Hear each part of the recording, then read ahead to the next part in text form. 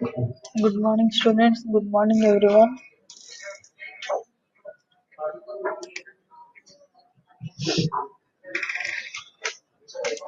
Students, my voice is audible. Please respond.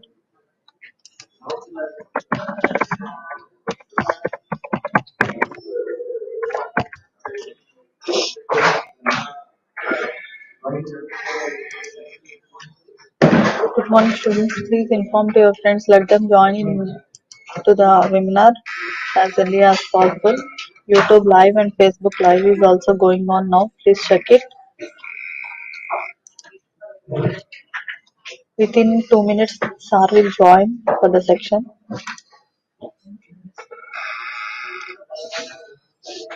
Okay, please inform to your friends, students. Let them join as early.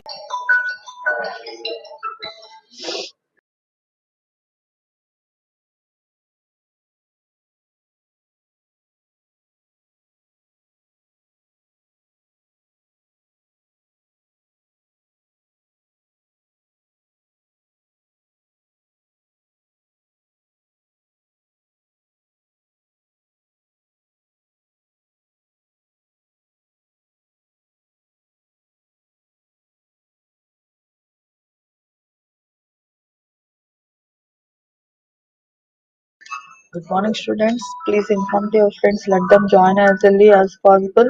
YouTube Live and Facebook Live is also going on. You can check there also. If anyone is facing in the admit problem, you can watch live stream also.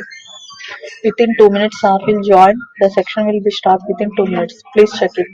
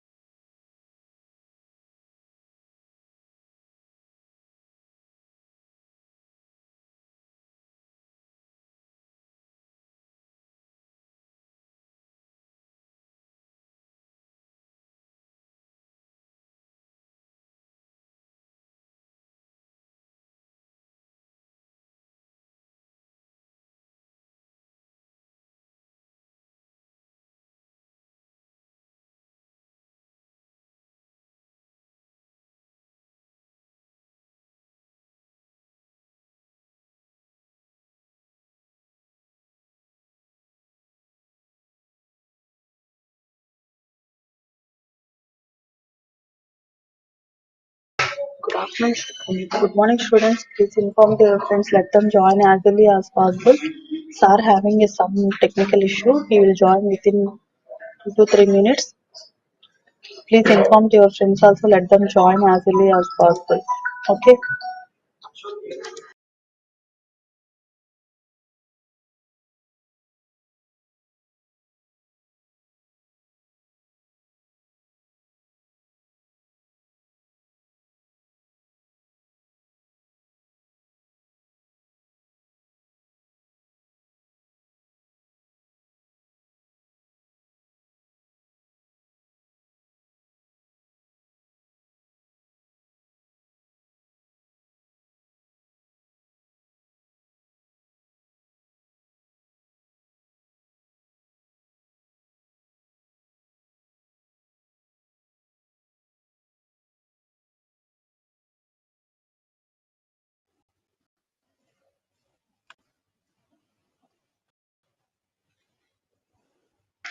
Good morning, sir.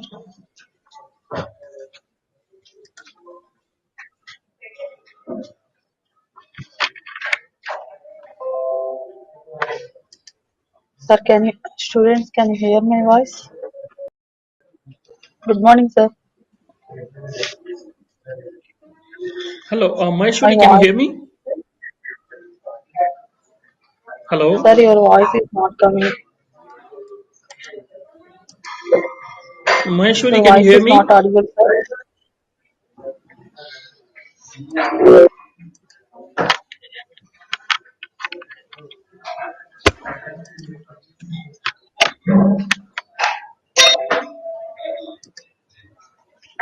Good morning, sir.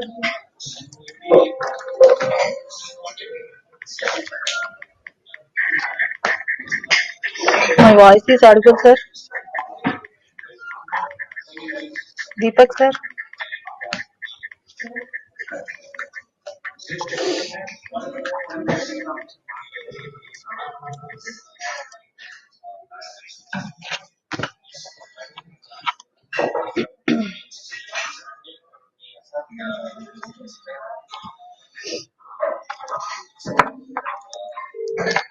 Sir, you have off your mic, sir. You have off your mic. Hello, Yeah, okay, sir. Now your voice is audible. hello, Yes, sir. My voice is audible.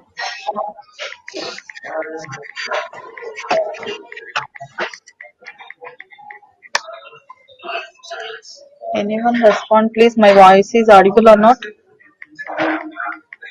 Deepak, sir.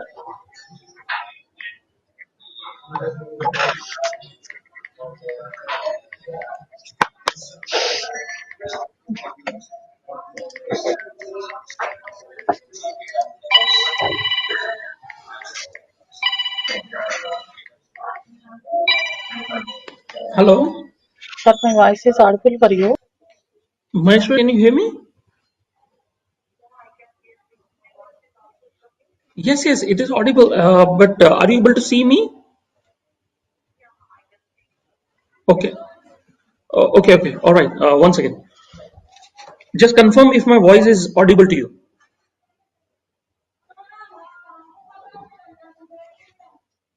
Hello, Your voice is audible, sir. one second. If you are able to see my slides, also just confirm to me. Okay. Yeah, okay, sir.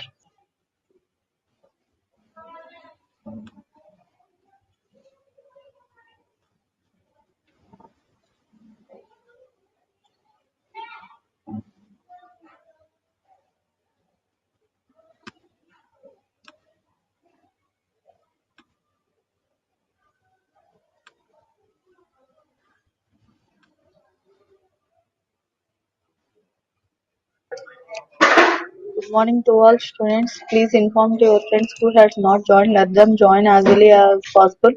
YouTube live and Facebook live is also going on. If you are facing any problem in admit, you can join there also. Okay.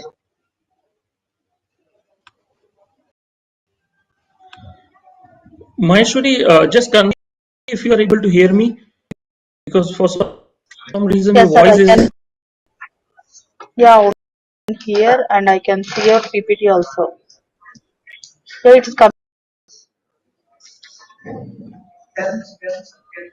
it's all okay.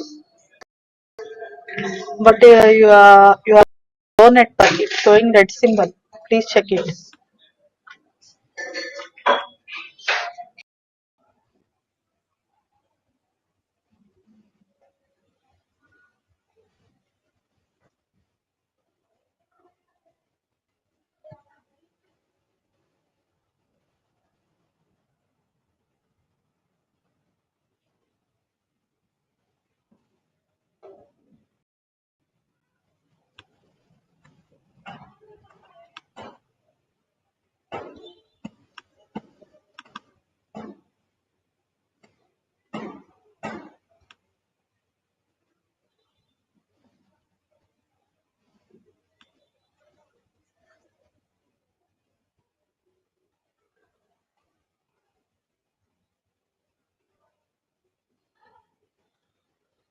Hello.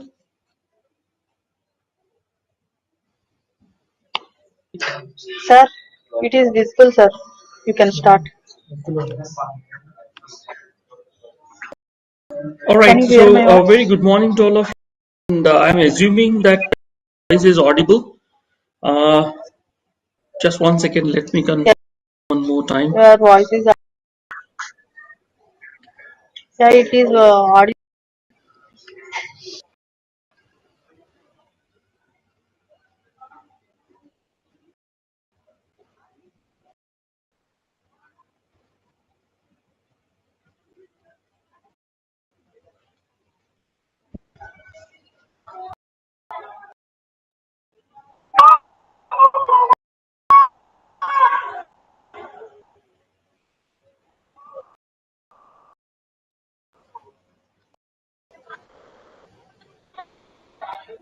Yeah, Maheshwari, are you able Yes, to sir. It. see my screen? No, sir. We can't see your screen. Hello. We can see your Are you able screen, to see sir. my screen? Yeah, it's showing for you red symbol. Okay. Let me see. Yes, It is sir. showing red signal for me. Okay. Here it is all. Internet is showing fine. I don't know what I can do. Is full screen mode. Yeah, okay. Now it is You okay, see sir. my screen PPT now. is. Yeah, okay. And how about my audio? Are you able to hear my audio? Yeah, we can hear. Hello. Okay, fine. So in case if you're not Now it able to is okay. hear Full green signal. You can continue. in case if you don't hear, please give me a call back. Okay, I'll start. Yeah, okay, sir. Okay, sir. All right, thank You you. can start now. So, all right, a very good morning to all of you, and welcome back to our training on drug discovery and development.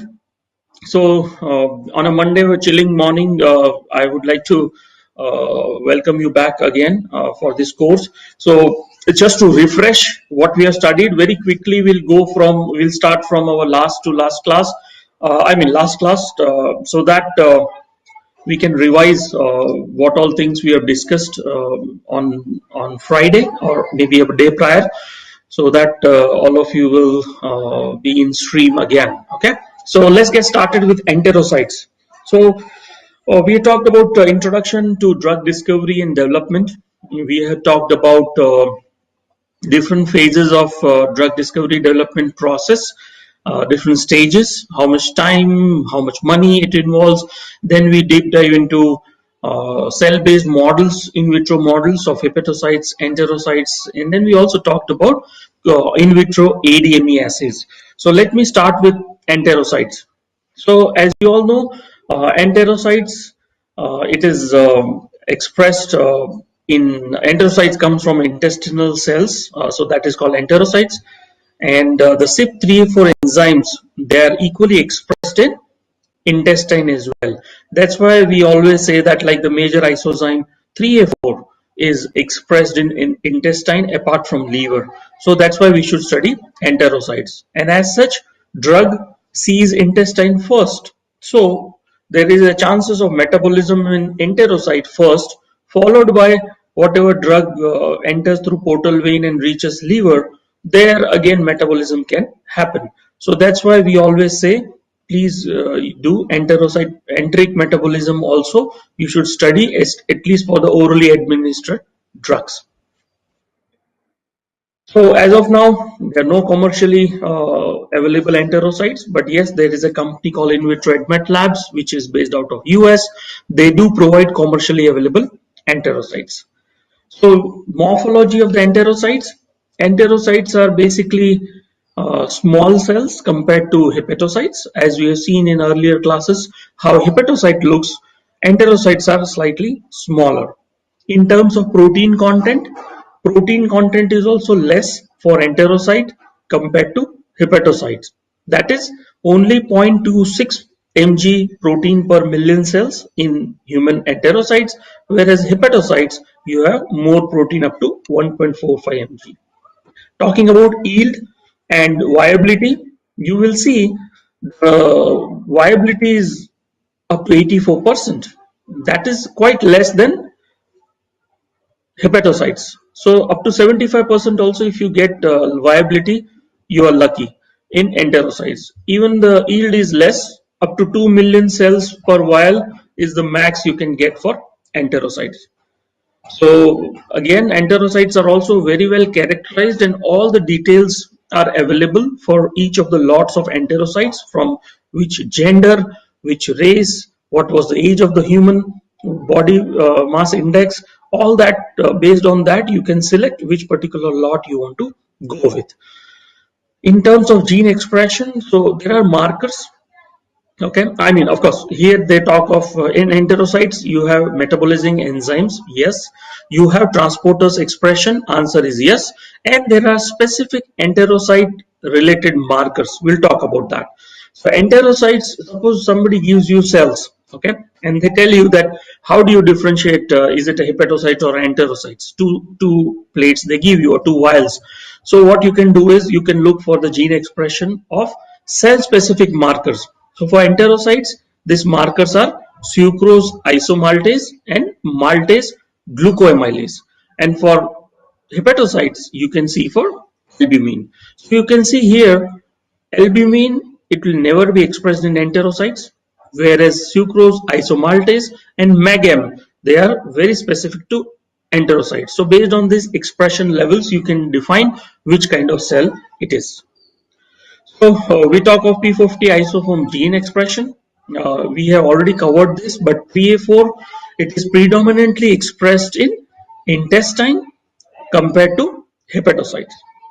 You talk of specific isozymes, like PA4 is only one isozyme, but there could be many such isozymes available across. So we really want to see isozyme wise, then you will be surprised to know that more than 10 to 15 different type of isozymes are available here, and from that each of them, majority of them are expressed in hepatocytes, but there are few like 2S1 which is only expressed in enterocytes.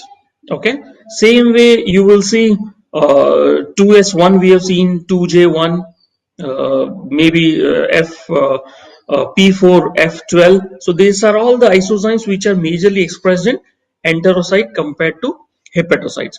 So isozyme expression level is more or less same in enterocyte compared to hepatocytes, but few are very specifically expressed only in intestine.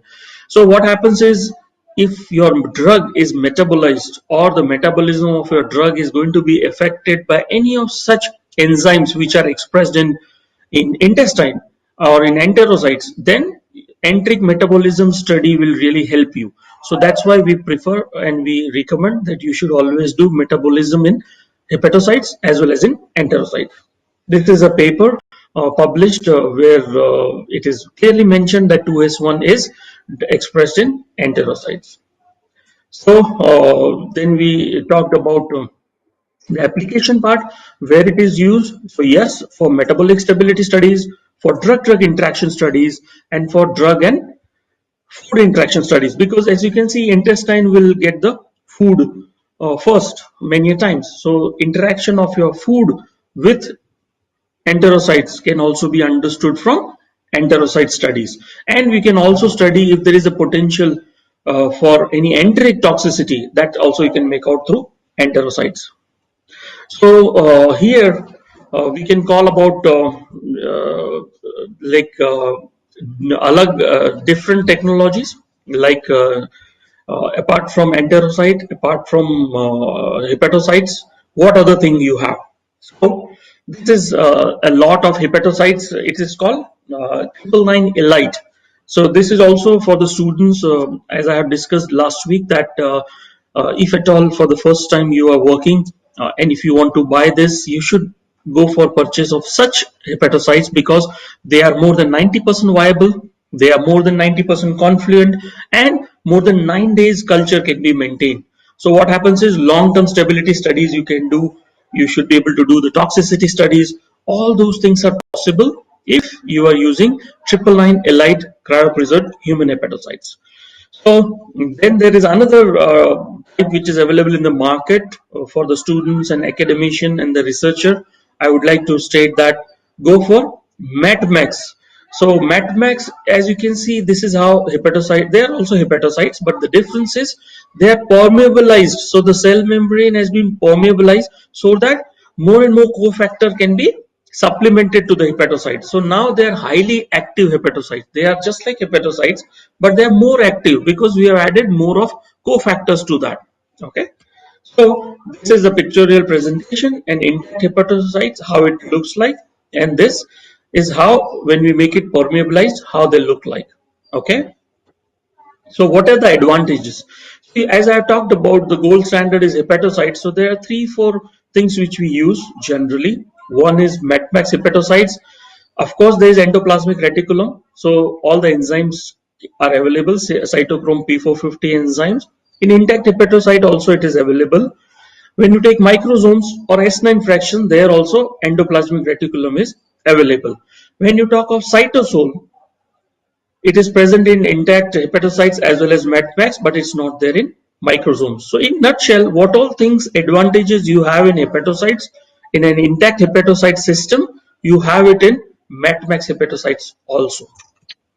Major advantages: hepatocytes, as of all of you know, that we do cryopreservation, so you need liquid nitrogen, which is not possible many times for academic labs to maintain nitrogen containers and keep liquid nitrogen filled all the time. So it is little logistically, it's a challenge. Whereas with MatMax, you can always store them in -80. So if at all you are doing metabolism using microsomes or S9 fraction, you can always do it in -80 degrees for MatMax also.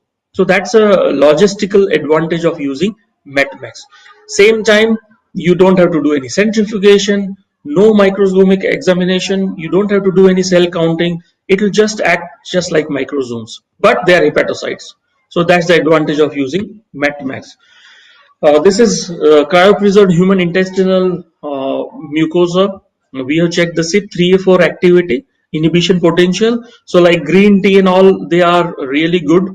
Grapefruit juice and all. But whereas all the other herbals which we have tested, they have potential to increase the CYP inhibition activity. So what happens is, if you are taking your drug along with any of these herbal drinks or herbal medicine, and if your drug is metabolized by 3A4, then what will happen is the half life will increase. In short, the metabolism will be affected, so higher level of drug would be maintained in your body. So if at all there are drug accumulation related complications expected out of this, then this would be a bad thing to happen. So this is an interaction which is happening. So we should generally avoid using such herbal medicines or herbal drugs along with an allopathic drug, if at all your drug is metabolized by 3A4.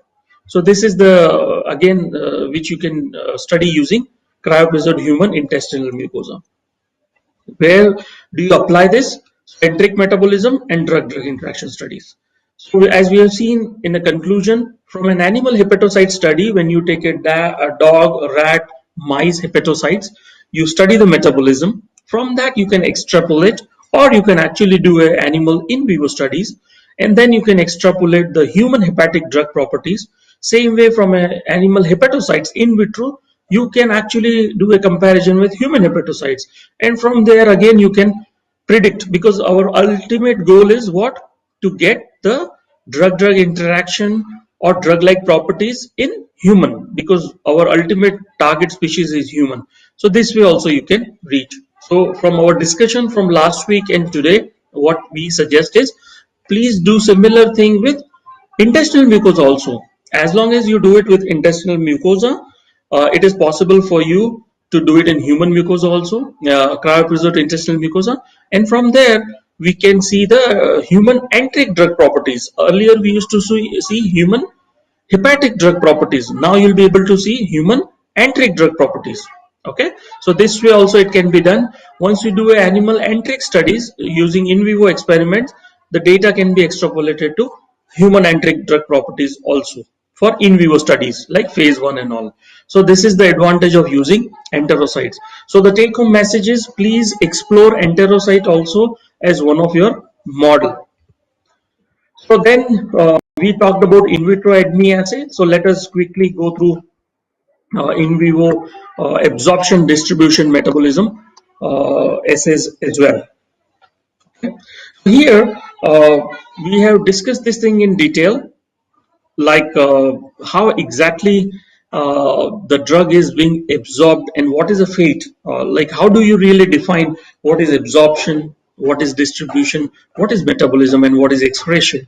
So from this we have understood last week, once you take a oral pill through esophagus, through stomach, it reaches your intestine.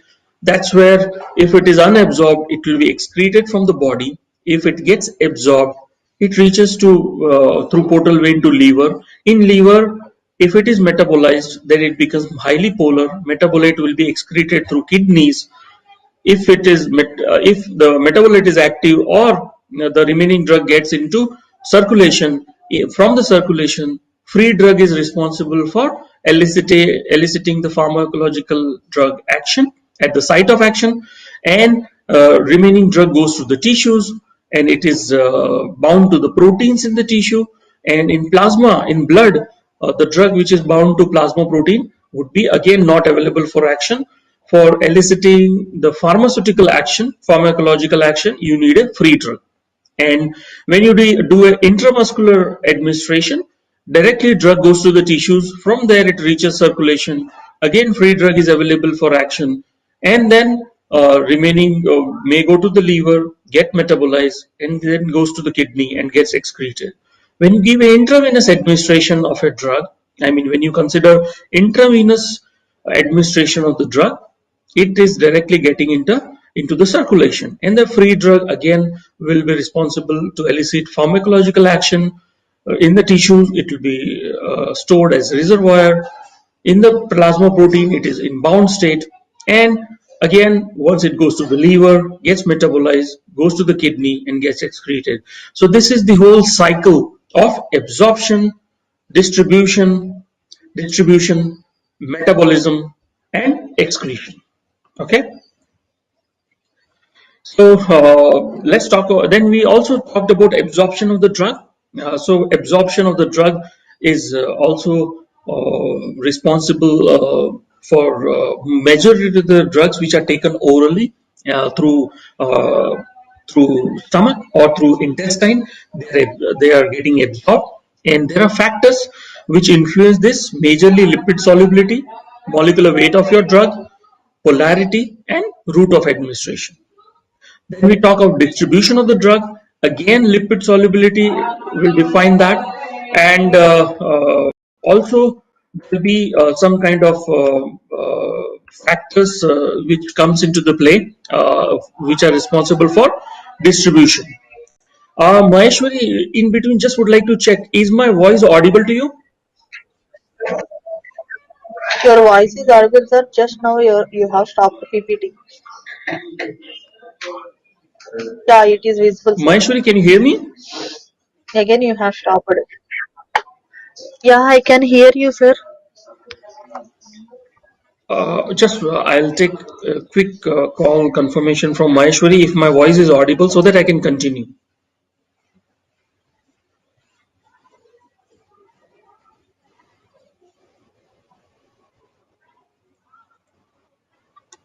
Maheshwari, is my voice audible to you?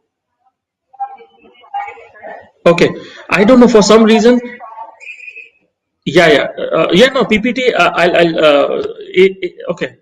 Is my PPT now visible to you? Yeah, yeah. For some reason through air meet, I'm not able to hear your voice. So in case if you're not able to hear my voice, please give me a call on my cell number. Yeah, please call me. Till that time, I'll continue. Okay. All right. Thank you. Thank you. All right. So let's just continue. So distribution again, lipid solubility, ionization at physiological pH, extent of binding to plasma and tissue proteins, differences in regional blood flow, because all the organs where the blood flow is more amount of drug will reach, and whereas the organs which limited blood supply, the drug which reaches there would be less in quantity. Yeah, and as we have discussed, if elderly people they are suffering from any of the disease of heart or say liver or kidneys, there again the distribution of drug would be impacted. We talked about metabolism. So basically, metabolism is nothing but it's called biotransformation. So biotransformation is conversion of a drug into metabolites. Now, it could be conversion of an active drug into an active metabolite. It could be a conversion of an inactive drug into an active drug if it's a prodrug. It could be a say highly active drug conversion into reactive metabolite. Even that is called biotransformation. So all these reactions are called biotransformation. So we have seen an active drug becoming an inactive metabolite. Example is ibuprofen, paracetamol. Suppose phenacetin is converting into acetaminophen. That's an active drug to an active product. We talked about prodrug. There, an inactive or an active drug will convert into an enhanced activity or an enhanced drug, active drug. So this is the role of metabolism. We also discussed two kinds of reactions are happening through enzymes. Phase 1 reaction, phase 2. So what is phase 1 metabolism, which is simple reactions like oxidation, reduction, hydrolysis. All these are simple for reactions which are mediated by CYP P450 enzymes. They are called phase 1 metabolism. When you say phase 2, so they are like what is happening here is glucuronide conjugation, acetylation, sulfate conjugation, methylation. So all these reactions, what is happening is one more moiety like a glucuronide is getting added to your active compound. So it makes your molecule more bulky and eventually it becomes highly polar so that it can easily get transported, I mean excreted out of your kidneys. So this is phase 2 reactions, right? So as you can understand, and somebody has asked a question last week that when there is a concomitant drug administration, there could be cytochrome P450 enzyme induction or inhibition. Based on that, the fate of the drug would be decided. So there, yes, if I talk of factors which affect this biotransformation, then concomitant use of drugs is one of the factor. Then we talked of genetic polymorphism, because in this few individuals same enzyme is expressed less or more, or another form of enzyme is expressed. So accordingly metabolism is affected in different individual also. Pathological status, we already talked about patients with kidney disease, with liver disease, the metabolism would be hampered in such people. So we talked about excretion. We should also remember, we talked about excretion via kidneys through urine, but excretion can also happen through bile, through gallbladder, through sweat, saliva, milk, or through pulmonary as well. So this was the introduction to ADME. Then we jumped into last week. We have talked about specific assays. So let's quickly talk about that. Aqueous solubility, we talked about very simple assay to do maximum amount of chemical that dissolves in a given volume of solvent is called aqueous solubility, right? So we talked why solubility is important, because if you don't have idea about solubility, or your molecule is having low solubility, then whatever subsequent in vitro assays will be doing, like metabolic stability, reaction phenotyping, CYP inhibition, CYP induction, all these assays, the data would be misleading, right? So if your compound is having solubility, say, less than 1 microgram per ml, then when you do a permeability assay, the drug would be undetected. Your interpretation would be that drug is not able to permeate, but the actual reason could be very low solubility of your compound. We may do CACO2 permeability assay. Again, the drug would be undetected because the solubility itself is too low, and we will take an interpretation that drug is not able to permeate through the cell membrane. So permeability is less, but the real reason could be very low solubility. So that's why we say always test aqueous solubility early in drug discovery. As soon as the chemist gives you the compound for further testing of biological activity, first thing you should check is solubility. Okay, and it is a very easy thing to do. All you need is few glasswares.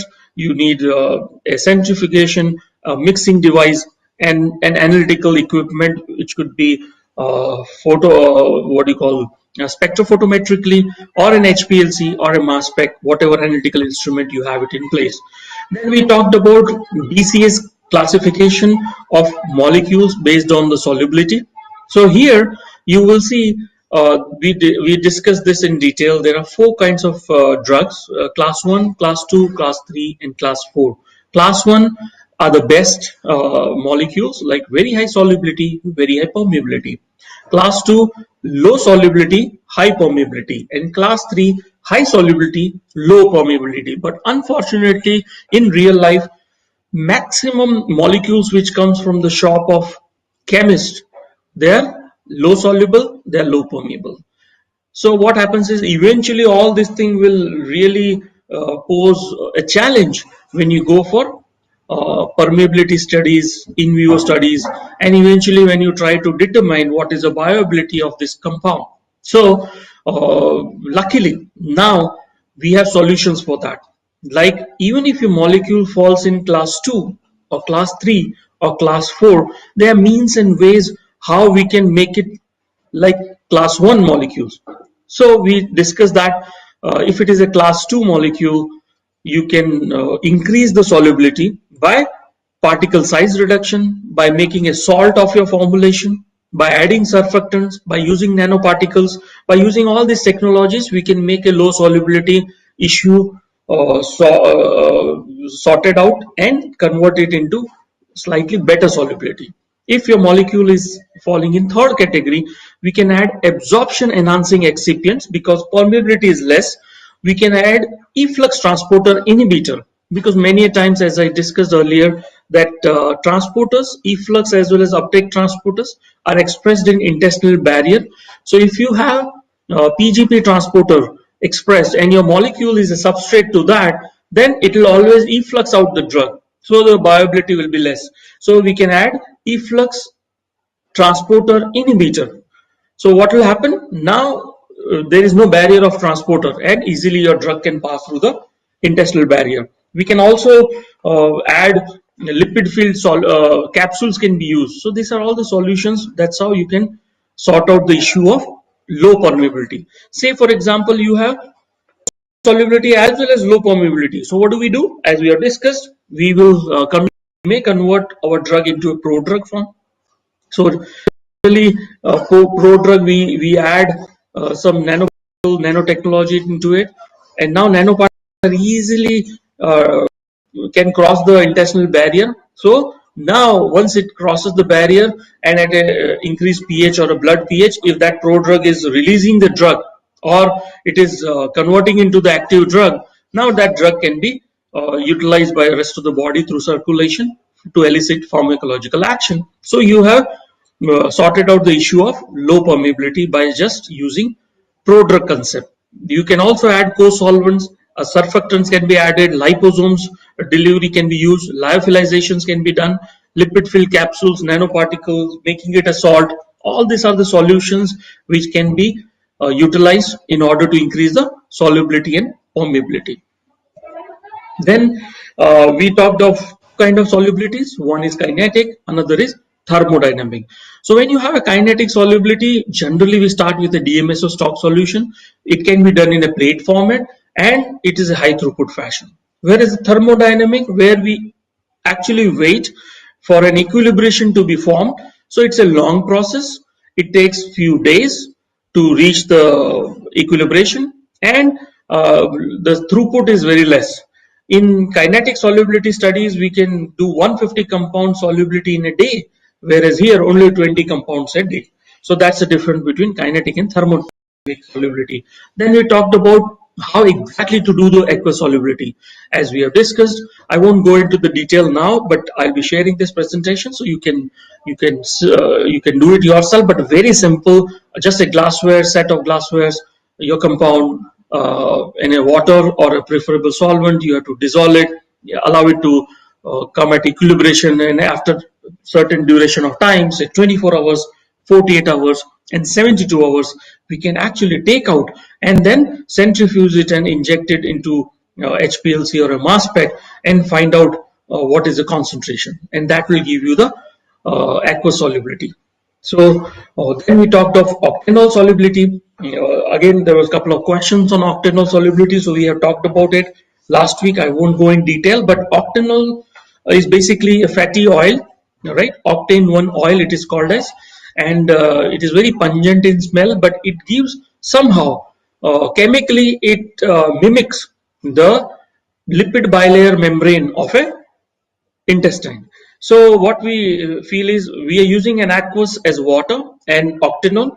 So we consider this as similar cytosol versus a lipid bilayer membrane interaction.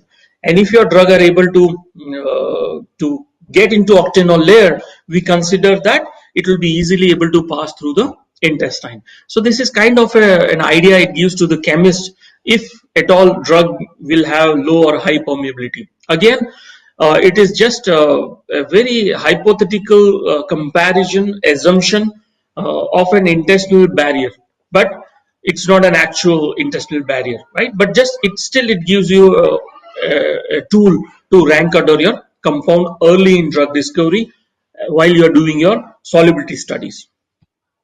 It is also called as log P partition coefficient. Okay, and generally concentration in organic layer, which is divided by concentration in aqueous layer, that will give you the log P. Very easy to do. You have to dissolve your compound in water, take it in Appendoff, equal amount of octanol you have to add up, shake it, mix it, keep it for equilibration for overnight of a few hours, take out the samples from each of the layer, and then inject it and find out the concentration. So you see, a very simple method to do, easily can be done in the lab. Then we talked of plasma stability last week, very important because we have seen that in plasma there are enzymes, especially esterases and hydrolases, which are expressed. So basically these enzymes are responsible for hydrolysis, right? Any of the drugs which can be hydrolyzed by hydrolases or esterases present in plasma will be cleaved while it comes in contact with the blood. So your solubility could be good, your permeability could be good. As soon as drug comes in contact with blood, right, it may get cleaved. You still may get low bioavailability, and you will wonder that, oh, solubility was good, permeability was good, why I'm not finding good concentration of the drug? Because it has been cleaved by hydrolases or esterases in plasma. That's why we say that if at all your drug, your structure of your molecule is having any potential to get hydrolyzed by hydrolases or esterases, then we should do plasma stability in vitro assay early in drug discovery to sort out this issue. Okay, so in blood, as I mentioned, you have cholinesterase, aldolase, lipase, dihydropeptidase, alkaline and phosphatase. All these are very well expressed. They are present in blood. So if your structure of your molecule, it is having ester or amide or carbamate or lactam or lactone or sulfonamide, then they have a liability. I mean, they could be a potential groups or structures which can lead to plasma degradation. So whenever you have any such structures in your molecule, you should be aware that we should do first in vitro plasma stability studies. Okay, so like prodrug, many of the prodrug we want to understand even before using in live system, that okay, do we really see any metabolism, I mean any hydrolysis cleavage of a prodrug into an active drug in plasma after it is getting absorbed? Because as I have discussed, why do we use prodrug approach? Because we don't want to expose our drug in the intestine. Otherwise, it may be a substrate to transporter, efflux transporter, and permeability would be less. So we have made it into a prodrug which is easily permeable, but as soon as it comes in contact with blood, we want it to cleave it into an active drug. So how do we check in vitro before even dosing? Using plasma, right? So for prodrug, this is the best thing to do as an in vitro assay. So what we have seen as an application, like to diagnose a poor in vivo performance, it can be known if you do plasma stability study early and obtain that data. You want to prioritize compounds which should go into in vivo testing, like should all the molecules get into in vivo testing, or you want to rank order them, then plasma stability could be one of the assay to use, right? Prioritize synthetic efforts, of course. If the structure is easily cleaved in plasma, and if that you don't want to happen, if you don't want it to happen, you can always go back to the chemist, and he can do the structural modification, and then do modification of his synthetic efforts, right? As I already discussed in detail, if you have prepared 5 different types of prodrug, all of those prodrugs are supposed to get cleaved into an active form while it comes in contact with blood, then this plasma stability assay could be a wonderful assay which will tell you that out of 5 different prodrugs you have prepared, which one is highly relevant to that. Okay, and as I mentioned, it will guide the structural modification. So for all this application, plasma stability assay should be done. Again, very simple assay to do. Use your plasma sample, dilute it with phosphate buffer, add your drug concentration to it at different time points, 0, 15 minutes, 1 hour, 2 hour, 3 hour, 4 hour. Take out the sample, denature the protein using acetronitrile, preferably ice cold, centrifuge it, take the supernatant, inject it into mass spec or HPLC. You will come to know, suppose you started at 10 micromolar at 0 minute, at 15 minute, at 30 minutes, at 1 hour, at 2 hour, how much is the drug remaining. So based on that, you can come to know whether my drug is stable in plasma or blood or not. Okay, so very simple to do. Same way we talked about another in vitro assays. Those are gastric simulated as well as simulated intestinal fluids. Okay. Again, as I mentioned, the drug, once you take oral drug through esophagus, it is delivered to stomach first. So in stomach, pH is acidic. When it goes to intestine, the pH is almost neutral. So we want to simulate this thing in vitro conditions. So what do? We prepare simulated gastric fluid at pH 1.2 and simulated intestinal fluid at pH 6.8, right? Additionally, we have discussed what do we add to our stomach gastric fluid? We add pepsine. So it will mimic the environment of stomach. So if your drug, whatever is happening to your drug, while it is in contact with what do you call with stomach in acidic conditions, you will come to know the fate of the drug while you give it in vivo. So this is one way of checking the drug, what is happening to the drug when it comes in contact with gastric fluid. Same way, when you do intestinal fluid, you have to add monobasic potassium phosphate, but along with that, instead of pepsine, we add pancreatine. So you see, very simple assays to do, and it gives you wonderful information, very useful information early in screening stage itself to rank order a molecule, to find out if there is any solubility, permeability, plasma stability, or intestinal or gastric fate of your molecule.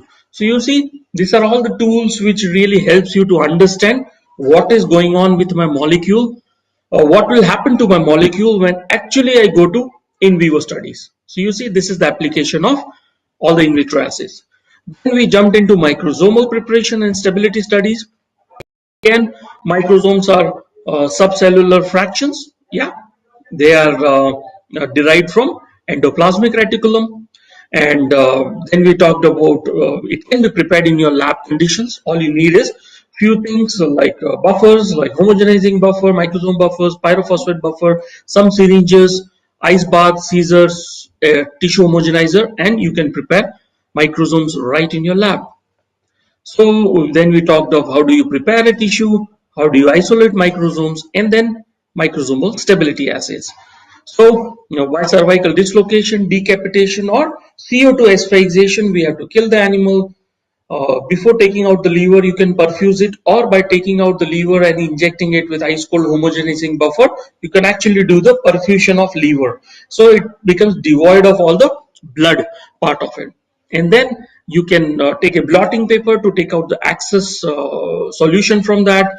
Then you can cut it into pieces so that it becomes 4 grams pieces. Take it in a mortar pestle and then grind it, or you can use a homogenizer, and then you can grind them for a few seconds and take them in a centrifuge tubes, and you can add the buffer into that. Then you got to homogenize at 3 levels. First level we do for 15 minutes at 12,500 G at 4 degrees Celsius.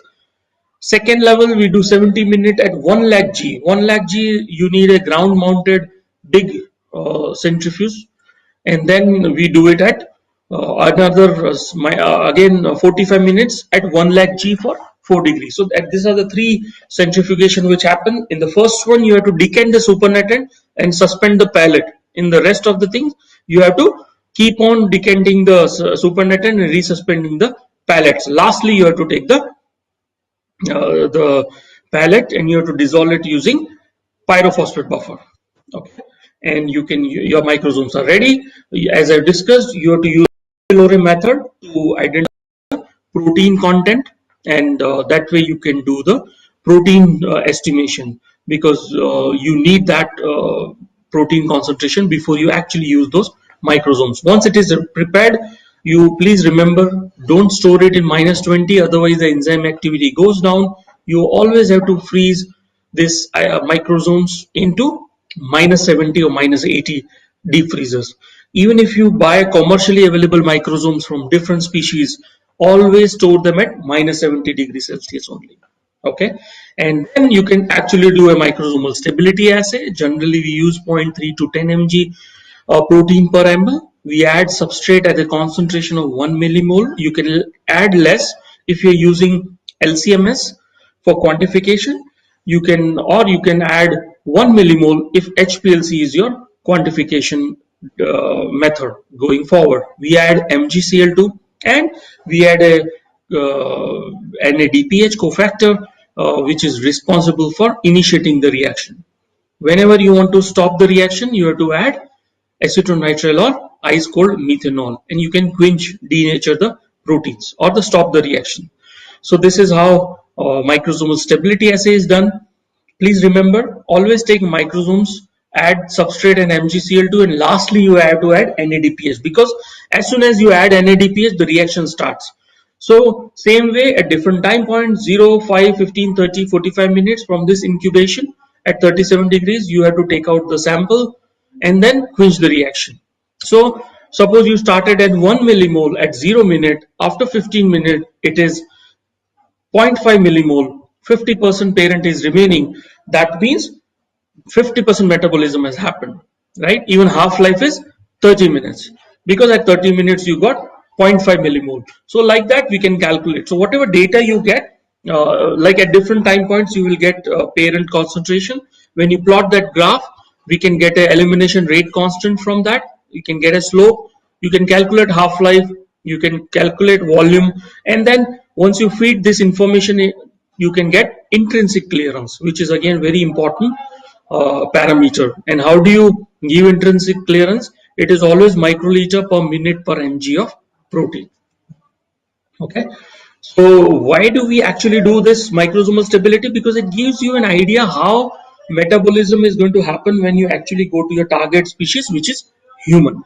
Yeah, so that is a need for prediction, because everything cannot be done in human, so we try to do this in vitro environment, and then we can do it in human as well. Okay, so, and then we also talk. I think we stopped at this particular slide last time. So as you have seen, this is the whole procedure. A drug gets into human. I mean, human or animal, from the gut lumen. It gets absorbed or it gets metabolized. It can get eliminated. Metabolism through enterocytes, through portal vein. It can get to liver. Again, metabolism can happen. It will be eliminated, or it from liver it can go to systemic circulation. And so this is called release and dissolution, which happens in gut. Permeation happens in gut wall, which is intestinal barrier, and as we are, there is a role of transporters. If at all your drug is a substrate of a PGP efflux transporter, then from this itself drug would be delivered back into the intestine. Once it is metabolized in liver and getting excreted, the remaining drug goes to the systemic circulation. That's called liver first pass effect. So all this thing will define the parameter called bioavailability of your molecule. In nutshell, bioavailability is nothing but actual amount of drug available at site of action is called bioavailability. Okay, don't worry, we will cover this in detail, exactly what is bioavailability and how do you determine bioavailability. Okay, so as I said, in liver metabolism can happen and it can get excreted through urine or through bile, also it can get excreted. So let's now jump into our today's discussion, that is on cell membrane. Okay, because I want to cover about permeability.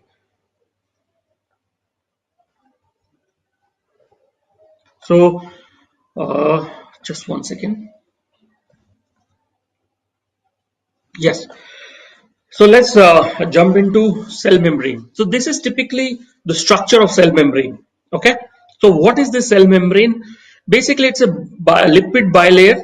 As you can see, this is phospholipid bilayer. So this is phospholipid. These are transmembrane proteins, right? You can also see glycoproteins, right? This particular region is called hydrophilic region, whereas the region underneath is called hydrophobic. So it is a lipid bilayer membrane, right? Phospholipid bilayer membrane. On the outer, it is hydrophobic in nature, and inside it is hydrophilic in nature. Outside it is hydrophilic in nature, and inside hydrophobic in nature. And there are some transmembrane proteins also which passes through this. You see, this outside it is hydrophilic, inside it is hydrophobic. Okay, so this is the structure of plasma membrane. I want you to remember so that going forward you will understand the concept of permeability.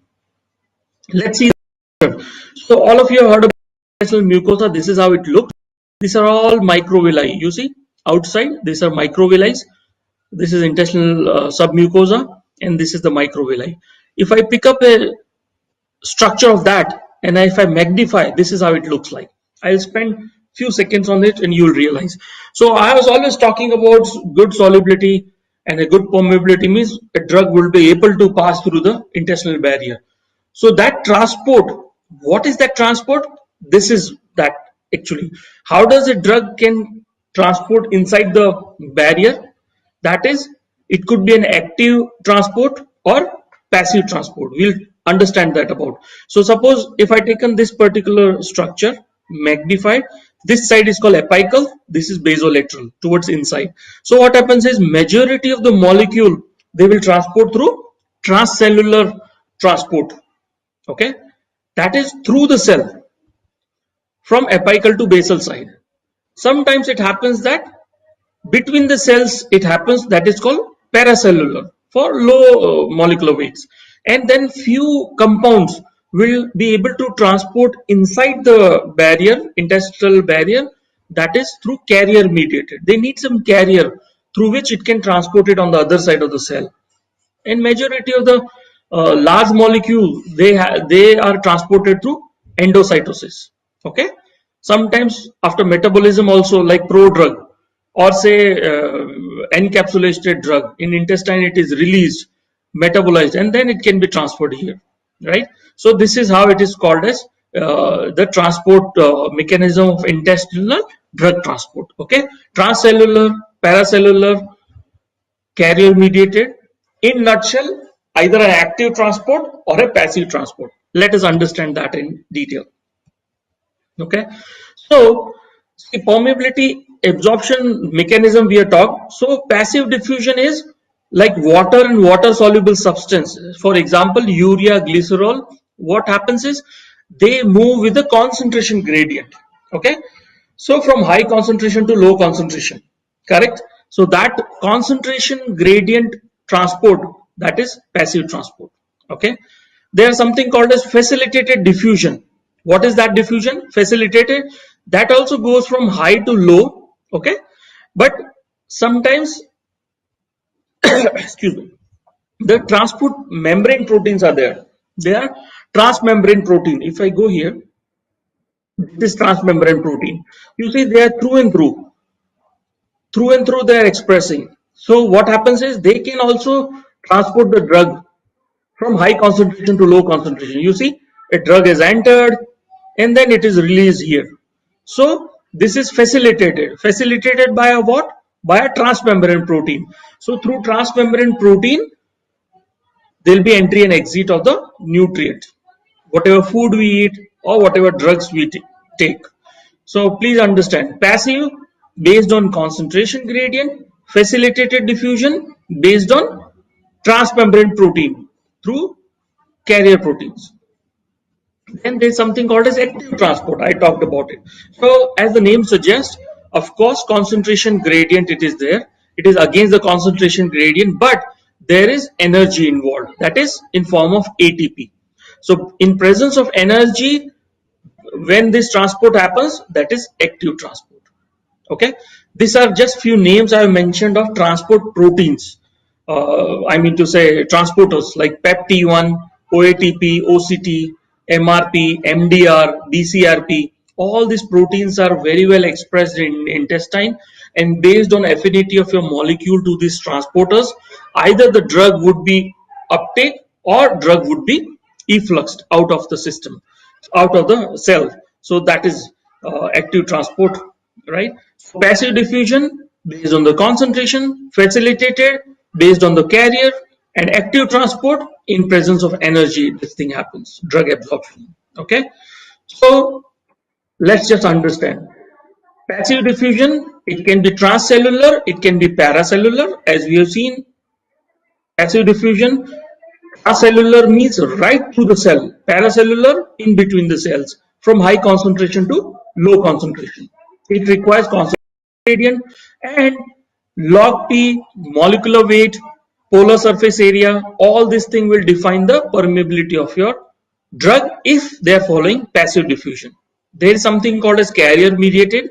We already talked membrane bound transport protein like transmembrane proteins. They will transport, and then there is active transport, which is not a concentration gradient, but they are dependent on energy.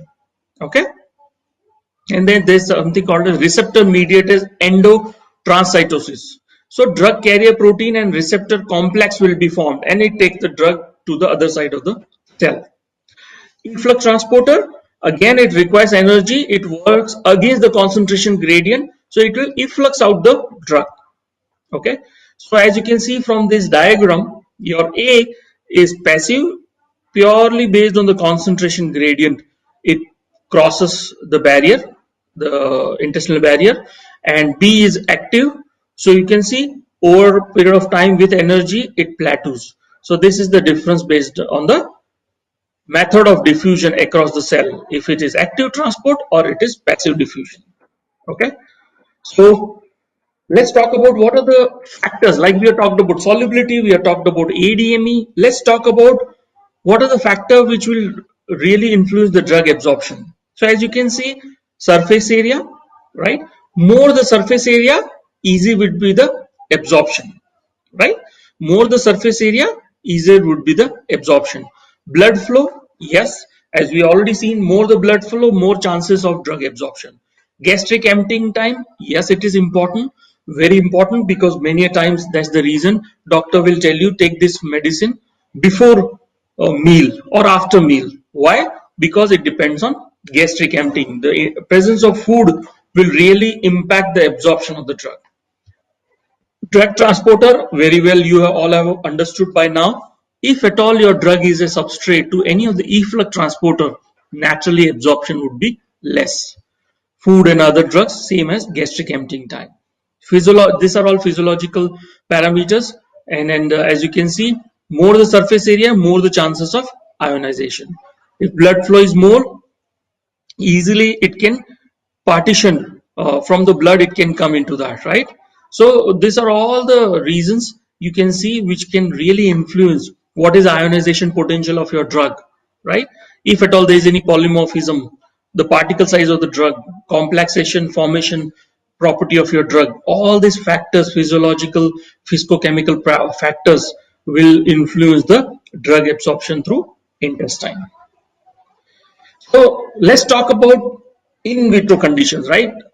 We have talked about solubility, gastric, intestinal stability, plasma stability, microsomal stability. Let's talk about what are the models available for in vitro study of permeability. So there could be a biological system which will be a cell-based, like canine adenocarcinoma cell line, which mimic the cell line of human intestinal cell line. So that's called canine adenocarcinoma cell line. So we use this cell line to study the permeability. Then suppose somebody says that, okay, we don't want to do any in vitro cell-based model. Are there any artificial models available? Answer is yes. You have artificial membrane which are non-biological. The example is PEMPA2, like parallel artificial membrane permeability assay, which is called PEMPA assay. And then in silico techniques can be done, where based on the molecular structure we can predict if at all there could be any permeability issue or not. Okay, so let's discuss about the methodology, descriptions, and few advantages, disadvantage of each of these permeability models. As we have seen, in vitro models for predicting intestinal membrane, as you can see, when I started my career, we used to use a chamber, we used to keep a tissue and our, of course, solvent, and then we used to keep it like this for longer period for equilibration, and used to take sample from this side and sample from the other side, considering whether it is able to pass it through this or not. But that's a very old method. Almost 20 years ago, we used to do that. Nowadays, it is not at all used. Now we are using Caco2 cells, right? So you can actually seed your cells, a confluent layer you can form, okay, and then see the diffusion. Add your drug from apical to basolateral, from basolateral to apical. We see the transport at after incubation. So we take the sample and inject it. You either use a mass spectrometry or a UV absorbance, and we can find out from apical to basal or from basal to apical what is the flow of your drug. If from basolateral to apical it is going back, means there could be a role of PGP efflux transporter into that, right? Same way, there are like HPLC columns. So there are artificial membrane columns are available. Immobilized artificial membrane column which mimics the structure of intestinal barrier. So such columns are also available. You can use, and based on the UV absorbance, you can identify the permeability. Same way, parallel artificial membrane permeability assay, exactly same as Caco2 assay, but instead of cells, we use just a microplate with lipids and solvents into it. So it tries to mimic the structure of lipid, phospholipid bilayer membrane of intestine. Again, you will have two partitions, but in this, there are no PGP transporter expression. So no need to study backward flow, but otherwise they are just like Caco2 assay.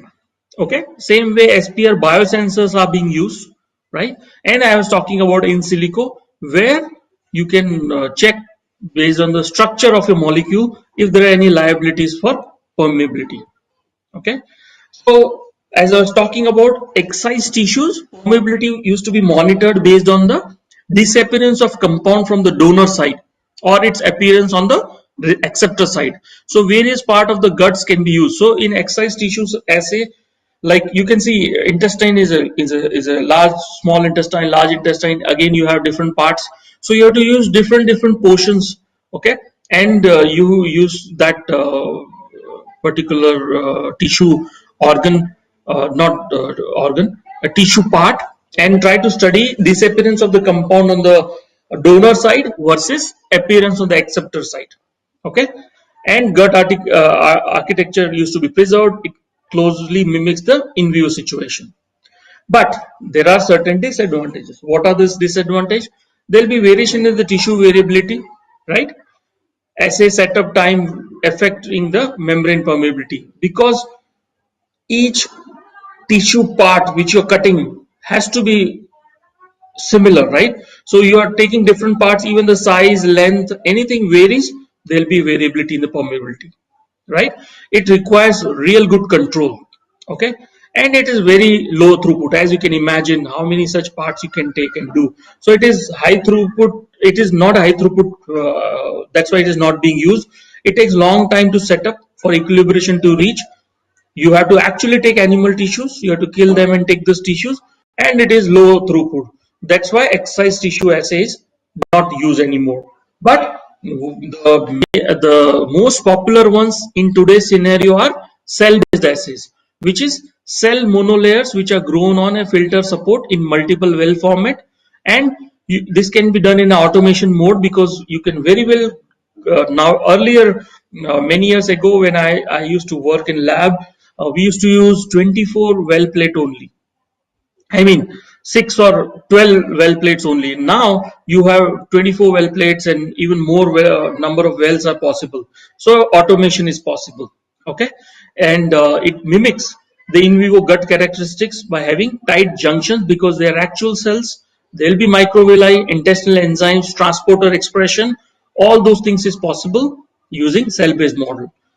If you use CACO2, majorly if your compound is exhibiting passive transcellular or active transport, CACO2 is the best model to use. Canine adenocarcinoma cell line. If at all you are using MDCK, just like CACO2 made in Derby canine kidney cell line, then PGP interactions, the PGP are more well expressed in MDCK cell line. So that can be also one of the cell line model.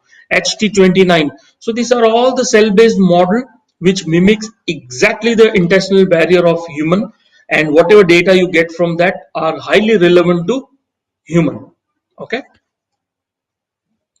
So talked about CACO2, as the name suggests, human colon carcinoma, right? So the cells have characteristics that resemble the intestinal epithelial cells, such as formation of polarized monolayer, well-defined brush border on the apical surface, and intercellular junction. As I was telling you, transport in both the directions, apical to basolateral, basolateral to apical. So this will tell you efflux ratio also, like if at all your drug is substrate to PGP or not, that can also be studied. If at all you add a PGP inhibitor and your flow increases, that the drug flow from B to A or A to B, you will come to know that your drug is a substrate to PGP transporter, right? So this is how CACO2 permeability from the gut lumen you can see pass through. B for basal, A for apical. So extraction ratio is what you have to look for. So apparent concentration, that is B minus A versus apparent A to B. This will tell you the exact ER, extraction ratio, and that will really define whether your molecule is lowly permeable or highly permeable. Okay, there are certain this thing side effect, I mean some disadvantages, like they are also variable. There could be variable expressions of P glycoprotein based on what particular cell lines you are used. So they low expressions of metabolizing enzymes. Yes, for sure. Sometimes I have seen even in companies people say that we want to study metabolism using cell lines, but the only downside is there are low expressions of metabolizing enzyme. So whatever metabolism would be there, that will be low, and it could be misleading. So that's why that is one downside of the cell-based assay. They are purely to be used for permeability, not for metabolism. Okay, inter-experimental, inter-laboratory variability would be there. Okay, and such as genetic drift, sensitivity to differing cultural conditions, protocols. So the different labs handling, because basically these are cell lines. So any variability in the lab scale would really add up to that. And it is labor intensive, it is costly, because seeding used to take around 3 to 21 days to form a confluent layer. So you see this much time it takes. So it's pretty long assay, very accurate one, but it takes long time. So those are few downsides of using cell-based assays. Then I talked of artificial membrane models. So again, they are quicker, they are fast, you can do very quickly. Of course, it avoids biological system completely. Okay, it does not involve role of transporters because they are not expressed in there, and it only measures passive transportation, passive diffusion, transcellular. Right? There are two options available: immobilized artificial membrane columns can be used, or parallel artificial membrane permeation assay can be used. Right? They are more producible because they are artificial. In a lab scale, you can do it quickly. You can do it in replicates. You can do it, but the downside is no permeability at all, requires additional oral PKC. Okay, here it just gives you an idea of transcellular permeability only, no other permeability, because neither PGP can be expressed nor there is any energy involved in it. So only it tells you about the passive diffusion of transcellular mode. So that's one downside, and it is exactly not the human cell derived. So they are not mimicking the exact expression of human cell lines. So what happens is, what will happen to your drug in a live scenario will not be predicted accurately using this artificial membrane models.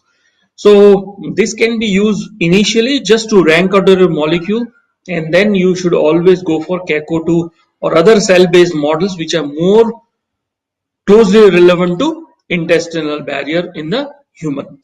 So in order, you have to use in silico, use artificial membrane models, then use cell-based models, and then only do the in vivo studies. This is how it looks like. You can see you'll have a chamber, right? The upper wall is called acceptor.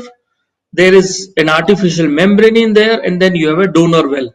Now you put your drug in here, incubate it, and see how much drug is passing through the membrane barrier. Okay, a membrane is having a lipid nature, so that it is trying to mimic the intestinal barrier.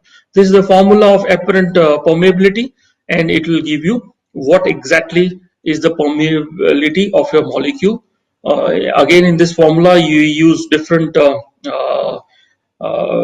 the notations like VD, which is volume of donor, volume of acceptor compartment, surface area of the membrane multiplied by the porosity, equilibration.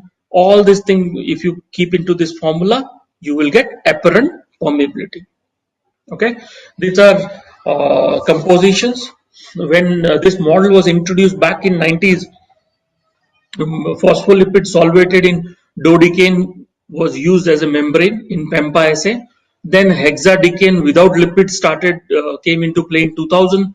Same way, these are like formulation of lipids including unsaturated hydrocarbons. So this is just few references if you want to read how exactly this thing can be made. So general requirement for any permeability assay, just a take home message for all of you: please take 3 control compounds. Okay, high oral absorption, low oral absorption, and something which is a substrate of an efflux transporter. You see these 3. So based on the data of your molecule, you can compare where it falls. Okay, and always integrity of the monolayer throughout the experiment should be checked using Lucifer yellow permeation. This is purely for the cell-based assay using fluorometric assay. So you should check whether you have a confluent layer, the monolayer is completely continuous. The integrity should be checked for that. Okay, percent recovery can be useful in interpreting the permeability data. The recovery is very low. This may indicate problems with poor solubility. Again, we have talked about why your solubility should be defined prior. Because if at all you find less recovery, one of the reason could be low solubility also. Suppose your drug is bound to the plate itself, which happens in PAMPA assay, if or even in the CACO2 assay, if drug is bound to the plate itself, then that can also lead to the low recovery, right? And if at all this is very less possible that metabolism has happened, then you may see a low recovery. So how do you find recovery? Total compound in donor and receiver at the end of the experiment, okay, divide by initial compound present into 100. So higher the recovery, that more accurate is your data which you obtain from permeability. Lower the recovery means the data is more questionable. There could be anything, non-specific binding, low solubility, or metabolism. Anything could be the reason if at all you find low recovery in your permeability assay. So always aim to have high recovery. That's why solubility and all those things studying early will really help you. Otherwise, you may interpret your data incorrectly going forward. Okay. In silico, as I talked about, that based on the structure of your molecule, through in silico softwares, we can find out if there are any liabilities of permeability for our compound. Okay. So what all properties actually that software will utilize? It will take into account the molecular weight, log P, hydrogen bond donor, hydrogen bond acceptor, solubility, electrotopological state, polar molecular surface area, and three-dimensional features such as molecular surface area, molecular volume, and conformationally dependent lipophilicity, MLP. All these parameters your inbuilt in silico softwares will take into account while they try to define or predict whether your structure indicates any issues of permeability or not, right? As you can see, higher the molecular weight, generally it is said that it will have a permeability issues, right? Same way log P, we have seen octanol solubility, hydrogen bond donor and acceptor and solubility, all these factors will really define in silico if at all your drug is having any issues with the permeability or not. So you see Lipinski's rule of 5, even that is integrated within the softwares. So if your molecule complies with this particular Lipinski's rule of 5, right, then it may not have a permeability issue. Or if it doesn't, then it can predict that it will have some permeability issue. So you can very well screen libraries of your molecule in silico to look for any liabilities of solubility, permeability, metabolism. All these things you can do without even synthesizing your drugs, just by using the structure and using some softwares on your computer. Okay. There are again some questions, some downside of using in silico methods. What are those?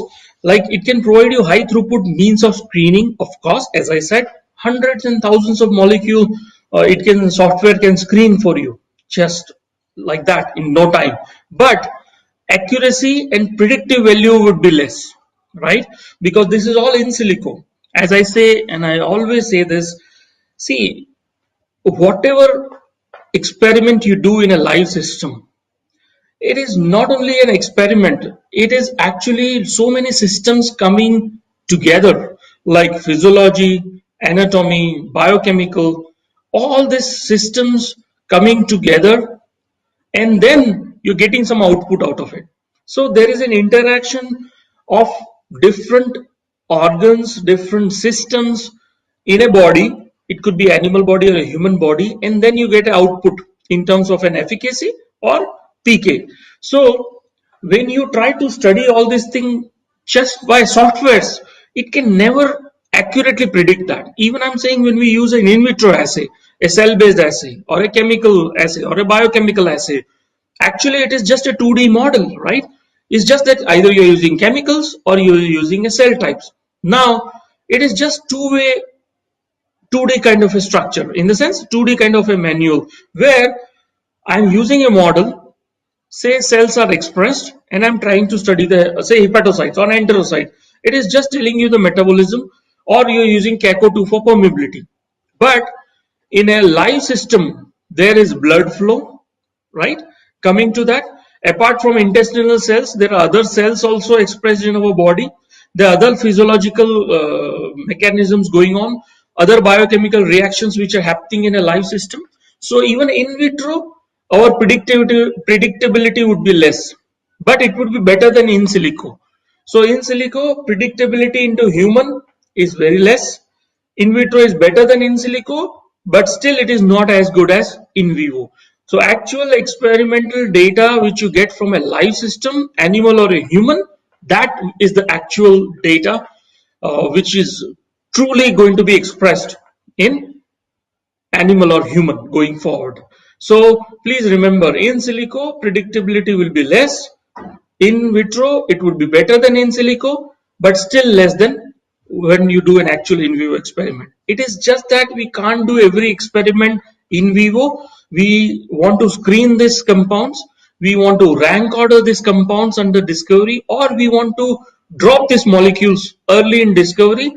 We try to use in silico as well as in vitro assays prior to taking the molecule into in vivo testing. Got it? So this is the basic difference between in silico, in vitro, and in vivo testing.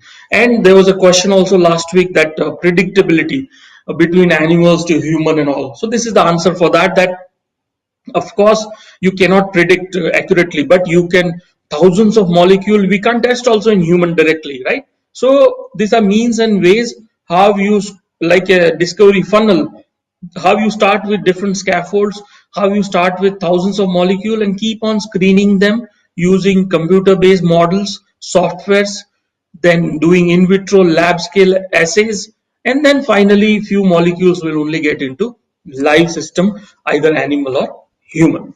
Okay, so strategy, as you can see, mechanism for absorption, this is just a technique. I'm just saying that overall net permeability is defined by passive diffusion, active transport. This is all what we have discussed today. Passive, it could be paracellular diffusion or it could be transcellular.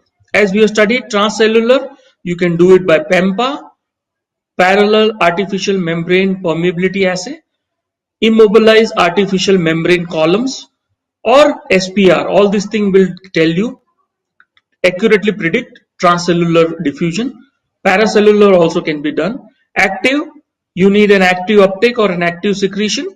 For active transport, CACO2 is always there. If your drug is following an active transport for transport across the intestinal barrier, then CACO2 is a better model. Or if it is even you can use an MDCK or MDR cell lines. Okay, so this is how we do it if it is a cell based.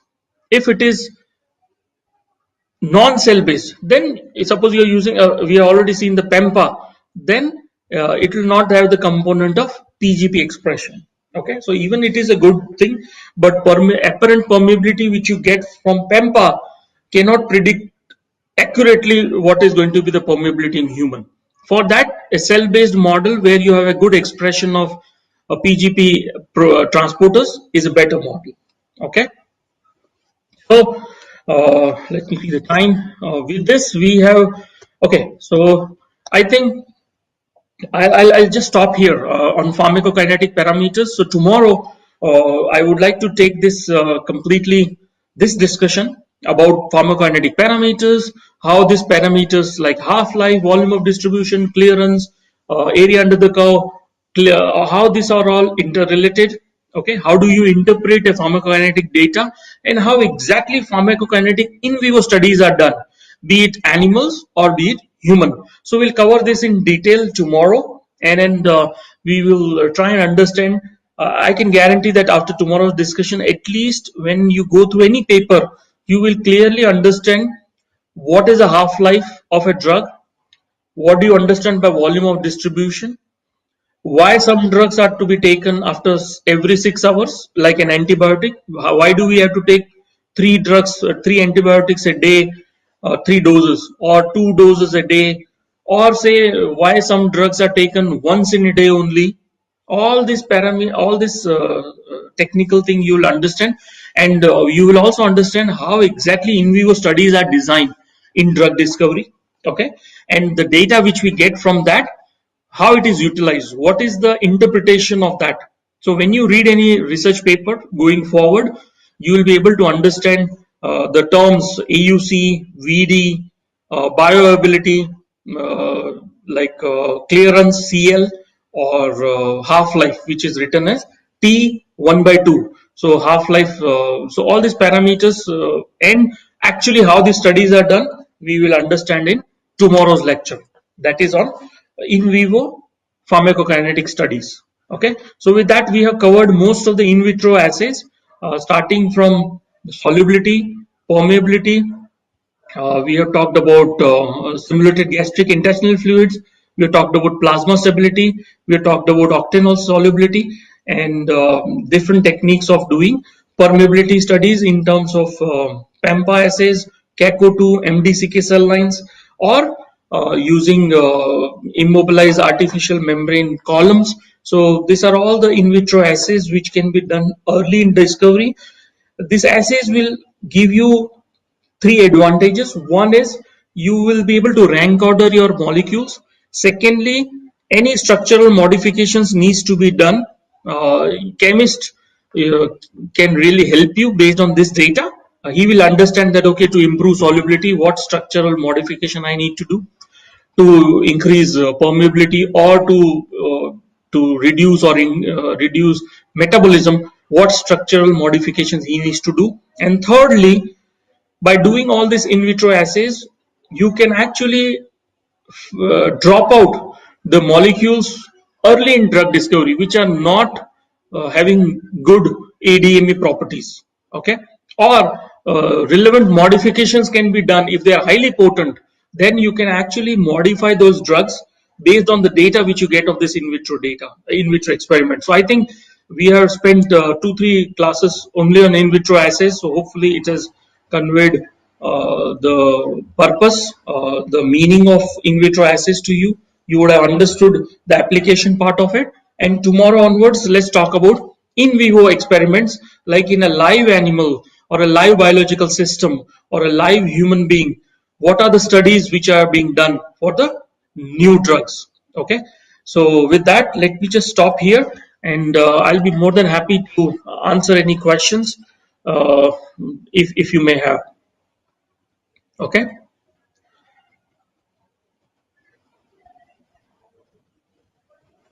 and let me just bring this slide so that you Students, can always ask question on chat box, but you can.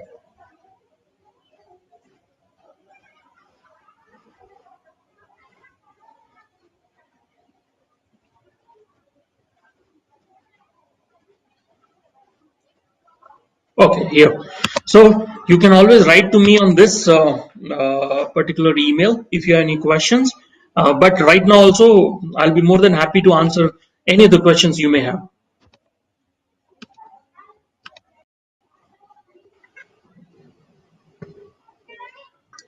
yeah, students, anyone having any queries, please put in your chat box. Sir, I have put in your chat box. Sir, do herbal supplements.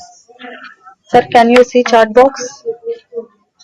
Okay, one, I'm not able to hear if at all Maheshwari is saying anything, but yes, I can read the chat box. So, I'm so sorry. So, let me answer this question in the chat box.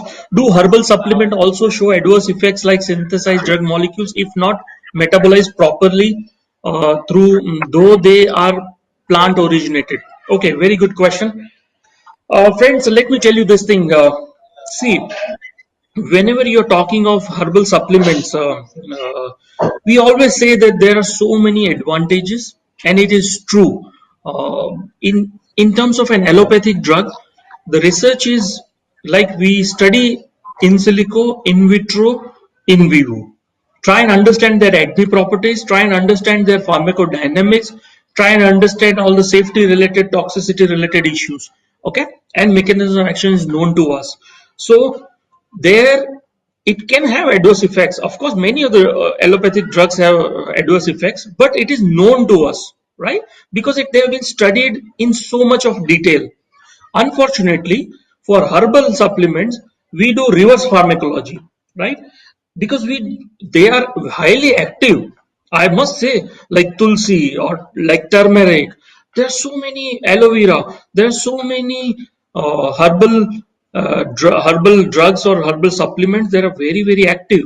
But unfortunately, their mechanism of actions are not known. So we have to do reverse pharmacology. So we have to try and understand their mechanisms, that how exactly they're able to bring about antibacterial or antiviral or anti-inflammatory or good effects on diabetes, good effects on any other organ diseases. So we try to understand their mechanisms now through scientific means and ways. Same way, if at all there are any adverse effects, okay, we don't know. Until unless we don't study that, we just can't comment on that, right? But by and large, generally it is said that they are not that adverse. I mean, they're not that what do you call hazardous to us. They have good effects. But actually speaking, for extracts, especially, just it's my personal view. Of course, I'm a very big supporter of Ayurveda principles, and in fact, I do practice that as well. But I would like to say that please understand. Don't just blindly follow that. Sometimes what happens is there are some side effects, okay, but we just don't really pay attention to that. Let me give you an example. Suppose we take an extract of any of the plant and herb which is really effective, but what are this extract? Do you even know, is it an aqueous extract or is it an organic extract? The moment I say it's an organic solvent extract, it could be methanol, it could be ethanol, or any other organic solvent is used. So your herb could be highly safe, but this extract, this solvent may not be, right? Methanol, acetonitrile, they're highly dangerous solvents. Of course, those solvents are used for extraction and it will be evaporated, but we would like to know what is the concentration still remaining. Are there any residual concentration of this solvents, like organic solvents which you are using? If at all those residual solvents are there, then those are highly dangerous to us. So blindly we can't say that herbs are having no adverse effect. They may have. It's just that we have to study that. But by and large, compared to an allopathic drug, I would say that yes, they are safe, but I would not say that they don't have any adverse effects. It's just that we have to study, and until unless we don't test all of them, it's very difficult to find out whether they are really safe or not, or whether they don't have any adverse effects or not. Okay, so I hope I have answered your question. So second question is, if two drugs have two different log p values with 1.2 and 4.8, between these two, which drug shows good permeability? Okay, that's a good one. So as I say that, see, it's purely not the log p which is going to decide the partition, right? Because see, for me, the permeability, of course, happens within the intestine. But if my instinct I have to believe, I'll simply say that more your log p uh, towards the neutral side uh, would be would be better in terms of permeability. But as I say, it's not the only log p; it is the molecular weight, right, of your molecule, the molecular weight of your compound, that also plays a major role. The structure will depend, the hydrogen bond, acceptor donors. So there are so many parameters which really defines whether permeability would be low or less. So based on purely log p values, I don't think it would be fair for me to comment, but I can just say that 4.8 could be better. But still, I'll give some thought process to it and come back to you tomorrow when we have a class. But as I said, there are so many factors. Purely based on the log p, it is difficult to judge which one will be having better solubility. although I feel that 4.8 will have a better solubility. If herbal drug do not show action on CYP3A4 are used as supplement along with allopathic drugs. Yes, of course. I mean, if you're herbals, if you are done a drug-drug interaction studies, or you have done a inhibition or induction studies, and if you prove that none of those herbals or your allopathic drugs are having any CYP inhibition potential or a CYP induction potential on 3A4, I think that's the best bet to go with. So it's a wonderful assay to do to prove that our drug is not having any untoward effect on CYP3A4 expression. But I would also say that apart from CYP3A4 expression alone, you should also be able to define if there are any toxicities. Okay, because whether CA3A4 is affecting or not, there could be some adverse effects outside of that. So you should be able to prove the safety index also of that by doing some in vivo toxicity studies or in vitro AIMS assay or any other assay to prove that your drug is safe also along with these herbal drugs. Okay. So any other questions? I'll be more than happy to answer. But I must say that I'm quite impressed with these few questions, and of course, last week also, what all questions were being asked, because this is really interesting, and they are good questions. So I would like to congratulate all of you for asking such questions. And as I said, as and when I know the answer, I would like to answer, and when I don't know, I will go back, find the answer for you, and then come back and share with you so that it will be beneficial to everyone. But by and large, I'm highly impressed with the questions you are asking. So please keep on asking such questions in subsequent class also, and hopefully we all will have a lot of things to learn from that. Not only me, you also, and I will also learn from you guys. So any other question, Maheshwari, or otherwise we can conclude today's session.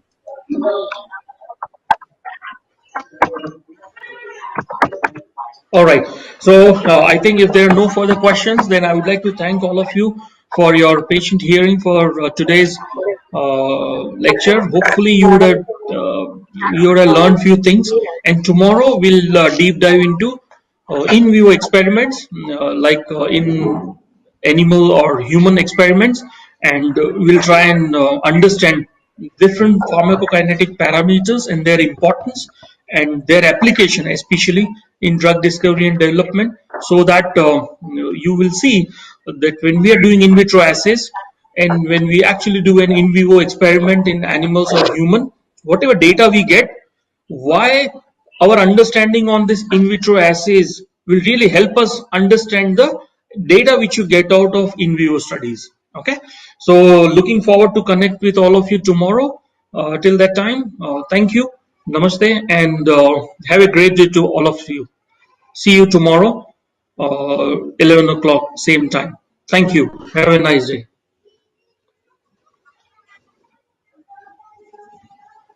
Okay, so there's one question which has just now come, but I'll just read the question and I'll answer this question tomorrow. How like so? Please explain how to enroll in NAPS apprenticeship.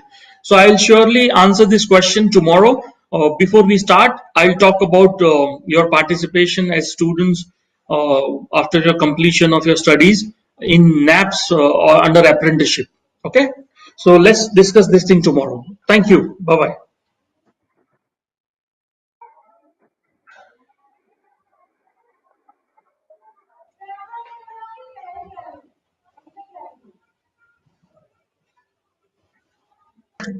Thank you, students. Thank you, sir.